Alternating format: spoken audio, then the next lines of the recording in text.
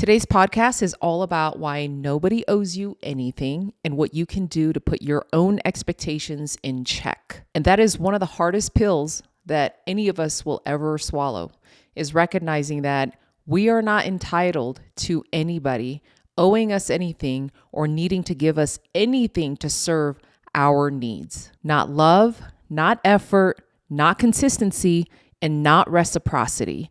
Not even the version of themselves that you imagined. And people do not owe you emotional maturity just because you're practicing it. Just because you're on your health and growth journey does not mean that anybody is required to come along with you. Nobody owes you accountability just because you had the courage to grow. They don't owe you tenderness because you have given it freely. They don't even owe you the decency of trying to understand you. It sounds harsh until you realize how much freedom is hiding inside of it. When you stop believing that people owe you anything, you will start living in reality and stop living in fantasy or potential. You stop writing scripts for others to perform, and you stop using disappointment as your emotional baseline. And you stop waiting for somebody to hand you the version of your life you've already earned through your own effort and your own pain and your own story. Expectations are where most heartbreak lives. Not because expectations are bad,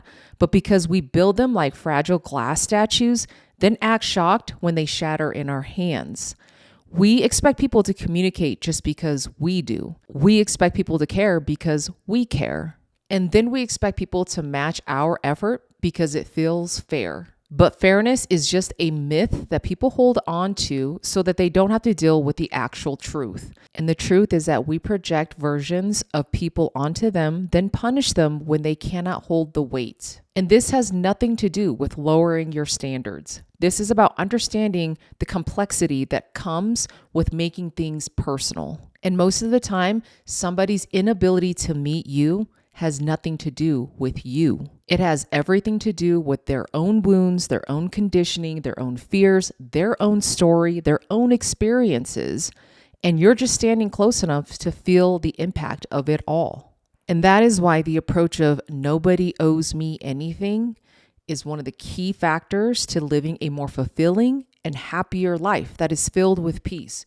You're no longer waiting on people to give back in a way that's going to serve you. You're no longer putting any sort of hindrance on your own healing, on your own growth, on your own progress. And what you're no longer doing too is you're not here to match capacity. You're not here to match energy. You're straight up matching reality. What is the reality of the situation with the connections, relationships, friendships that you have in your life? And once you stop expecting people to give you what you want simply because you want it, you start relating to them as they are instead of who you wish they would be. And this is where a lot of the heavy work begins. This is how you work on expectations without losing yourself. The first step is to notice where your expectations came from. Most of them aren't conscious choices. They're inherited patterns. If you grew up carrying emotional weight in your household, you might expect others to tune into you with the same intensity that you tune into them. And if you learned that love was only earned through overgiving, you might expect others to mirror that level of effort. Your patterns are not universal. They are survival strategies dressed up as your personality traits. And working on expectations means that you can step back from your automatic responses and reactions. And you're there long enough to see the truth, to feel it, to notice it, and to actually sit in the discomfort of it all. You're not asking for too much. You're just asking it from the wrong people. And the wrong people could simply be old wounds dressed up in different costumes. So instead of forcing people to meet your expectations that they were never built for, you start communicating your needs clearly and you stop hinting. You also stop assuming and you stop performing little emotional acrobats, hoping someone will just finally get it. They'll finally get you.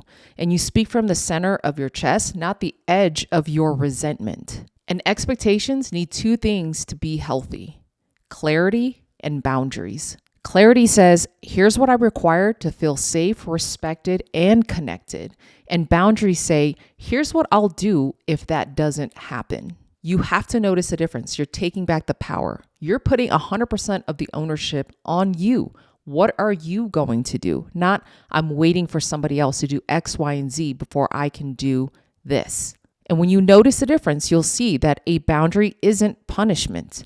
It's self-responsibility. That's how you make sure you do not abandon yourself. It's honoring your own capacity, and it's refusing to abandon yourself while waiting for somebody else to catch up or to grow along with you. And when you drop the belief that people owe you anything, you stop trying to emotionally remodel them. You stop trying to earn care through effort, and you stop breaking your own heart by believing the potential is there instead of meeting what the reality of the situation is. And you'll start naturally choosing people who align with your needs, not people who require consistent emotional renovation. And this is going to take practice to let go of your own expectations. But when you start doing that, you will stop lending yourself out, hoping somebody pays you back. And you'll start investing your energy where it's returned without begging, without feeling depleted. This is one of my biggest lessons. If I stop overgiving, the people who are meant to stay in my life that did not benefit from that childhood wound will still be here. And the people who only benefited from my overgiving are likely not going to be here, and the relationship is not going to be sustainable. Overgiving is just a fear wearing generosity as a mask, right? It is the fear of being abandoned, the fear of not being chosen, of being rejected, the fear of not being worthy unless you are performing. I had to let that go. If you're in the same place, you need to let it go. And that's easier said than done, but it's emotionally conditioning yourself. It's teaching your nervous system that you can do things differently than what was handed to you. Stop passing your trauma down to other people. Stop carrying the weight that was never meant for you to carry. You are absolutely worthy without performing. You're valuable without bending, and you're lovable without having to earn it.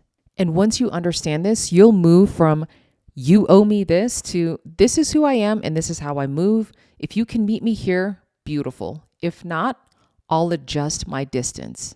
Nobody owes you anything, and you absolutely do not owe anybody your own self-abandonment. Expectations become lighter when you stop using them as bargaining chips and start using them as filters. You will attract people who can meet you, who have the capacity for you. You'll stop resenting people who can't, because you're not chasing, you're not overgiving, you're not depleting yourself or abandoning yourself to keep connections that do not fit into your life and are not aligned. And you'll stop fighting battles you never needed to be in. And that truth does sting. When you're in the thick of it, it all hurts. I'm not going to discount that. But the freedom that you gain and the peace that you gain from this is going to last a lifetime. So as we wrap up this podcast, I'm going to leave you with a question to ask yourself. Are you asking people to meet you with true relational reciprocity? Or are you asking them to become someone they've already shown you they cannot be?